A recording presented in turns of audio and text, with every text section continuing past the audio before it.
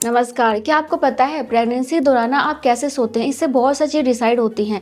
कई बार तो गलत तरीके से सोने से आपको बहुत सारी प्रॉब्लम्स हो सकती हैं और सही तरीके से सोने से आपको बहुत सारे फायदे भी मिल जाते हैं, बहुत सारी प्रॉब्लम्स दूर हो जाती हैं। तो आज हम इसी के बारे में जानेंगे कि प्रेगनेंसी दौरान आपको कैसे सोना चाहिए ताकि आपको परेशानी ना आए और गलत तरीके से सोने से आपको क्या क्या दिक्कतें हो सकती हैं और आप प्रेगनेंसी में अच्छी तरीके से सो पाएं, अच्छे से अपनी नींद पूरी कर पाएं। इसके लिए हम आपको कुछ सुझाव भी देंगे। तो चलिए आज का वीडियो स्टार्ट करते हैं। तो फ्रेंड्स देखो, स्टार्टिंग में ना आप जैसे चाहें वैसे सो सकते हैं, यहाँ तक कि पेट के बल भी सो सकते हैं।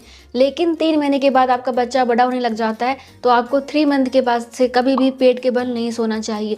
पेट के बल सोएंगे तो पेट दब जाएगा, बच्चा दब सकता है, उसका दम घुट सकता है और भी बहुत सारी प्रॉब्लम्स हो सकती हैं।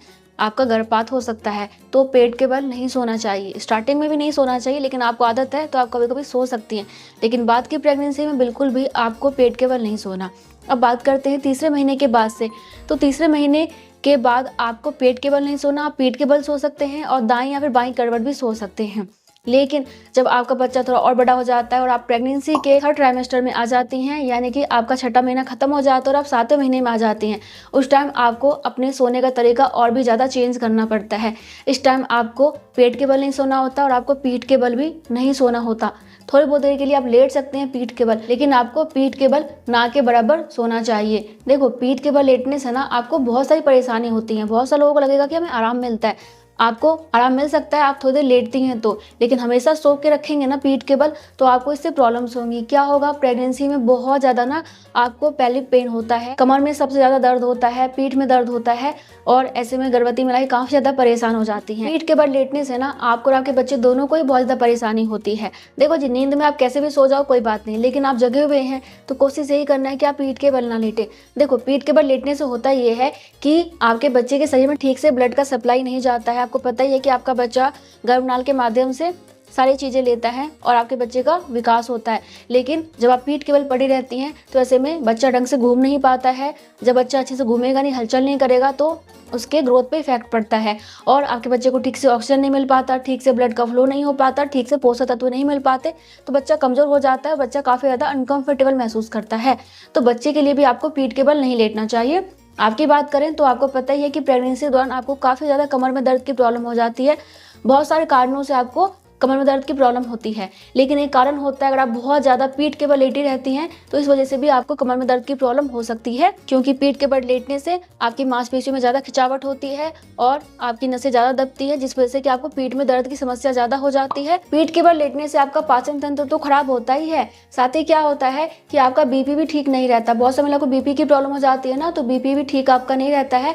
इसके अलावा बहुत समय को बवासीर की प्रॉब्लम हो जाती है। ऐसा देखा गया कि जो ज़्यादा पीठ के बल लेटती हैं उनको बवासीर यानी कि पाइल्स की प्रॉब्लम भी हो सकती है।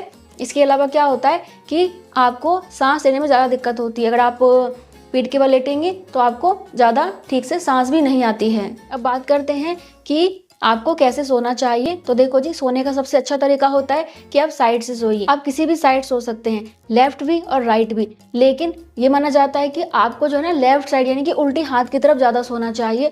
और प्रेगनेंसी में नहीं, आपको हमेशा ही उल्टी हाथ की तरफ ज़्यादा सोना चाहिए। राइट साइड ज़्यादा सोने से क्या होता है कि आपके गर्भाशय का सारा भार जो है आपके लीवर पे पड़ता है, लीवर पे दबाव पड़ता है, जिस वजह से कि आपको पेट से रिलेटेड प्रॉब्लम हो सकते हैं। और ऐसा ही माना जाता है कि राइट साइड ज़्यादा सोने से आपके बच्चे को भी परेशानी होती है। ठीक है, लेकिन ऐसा नहीं कि आप सो नहीं सकते हैं, बिल्कुल सो सकते हैं। तो अब आपको कैसे सोना चाहिए? आपको सोना चाहिए ज़्यादातर उल्टी हाथ की तरफ यानी कि लेफ्ट साइड। जब आप लेफ्ट साइड सोते हैं ना तो इससे आपको बहुत सारे फायदे मिलते हैं, जैसे कि कमर दर्द में फ़ायदा मिल जाता है।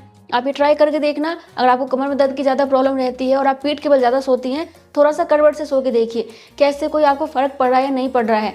दूसरा ये है कि जब आप उल्टी हाथ की तरफ लेटते हैं तो ऐसा माना जाता है कि बच्चा आपका अच्छे से घूम पाता है, अच्छे से हलचल करता है, बच्चे के शरीर में ठीक से ब्लड का फ्लो होता है, ठीक से बच्चे को जो है पोषक तत्व मिलते हैं और आपका बच्चा बहुत ही अच्छे से ग्रो करता है। तो ये माना जाता है।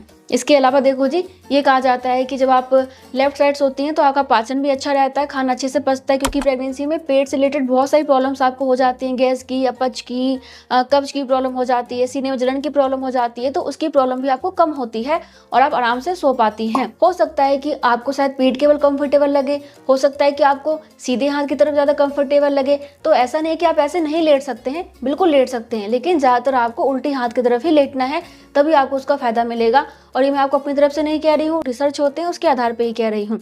बाकी आपको जैसे अच्छा लगे आप वैसे ही कर सकते हैं। हमारा काम है सुझाव देना, तो आपको अच्छा लगे तो आप मानिए, ठीक है। अब हम जान लेते हैं कि आप अच्छे से नींद लें, इसके लिए आपको क्या क्या उपाय करना चाहिए। तो सबसे पहले उपाय ये होता है कि प्रेगनेंसी में बार बार आपको यूरिन जाने की प्रॉब्लम हो जाती है, रात में सोने से पहले आप बिल्कुल थोड़ा सा पानी पी के तुरंत सो जाइए, ठीक है। अगर आप बहुत सारा पानी पी के लेटेंगे और आपको नींद नहीं आएगी तो फिर ये प्रॉब्लम आपके साथ बनी रहेगी। तो पहले ये जरूर कीजिए कि रात में लिक्विड चीज़ें कम लीजिए, दूध पी के सो सकते हैं, ठीक है, लेकिन ज़्यादा पानी मत पीजिए। दूसरा ये करें कि आप ना जब सोते हैं आपका पेट बड़ा हो जाता है तो परेशानी होती है सोने में, तो आप 2 से 3 तकिए का इस्तेमाल कीजिए। जैसे कि एक तकिया ना आप अपने कमर के नीचे लगा सकते हैं या फिर पेट के नीचे लगा सकते हैं, आपके पेट को बहुत आराम मिलेगा, आप देखना करके बहुत ज़्यादा आराम मिलेगा।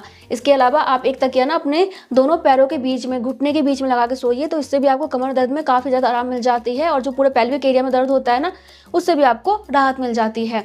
या फिर आप क्या कर सकते हैं कि मैटरनिटी पिलो आता है उसको भी ला सकते हैं, और वो डिलीवरी के बाद भी आपके काम आ सकता है, बेबी को दूध पिलाने में और भी बहुत सारी चीज़ों में। तो आप मैटरनिटी पिलो मंगवा लीजिएगा, ये भी बहुत अच्छा होता है, और इससे भी आप बहुत ही आराम से कंफर्टेबल होकर सो पाती हैं। और अगर आपको ज़्यादा ही पीठ में, कमर में दर्द की प्रॉब्लम रहती है तो आप अपने पैरों को थोड़ा सा मोड़ के सोइए, तो इससे भी आपको जो है ना दर्द से थोड़ी सी राहत मिल जाती है। और आपको ये भी करना है कि रात में, जैसे मैंने आपको कहा कि दूध पी के सोइए, तो आपको गर्म दूध पी के सोना है, हल्दी वाला दूध पीना है 3rd ट्राइमेस्टर में। इसमें क्या होगा कि आपकी इम्यूनिटी अच्छी होगी और आपको बहुत अच्छी नींद आएगी। तो ये कुछ टिप्स हैं जिससे कि आप अपना के अच्छी नींद ले सकते हैं।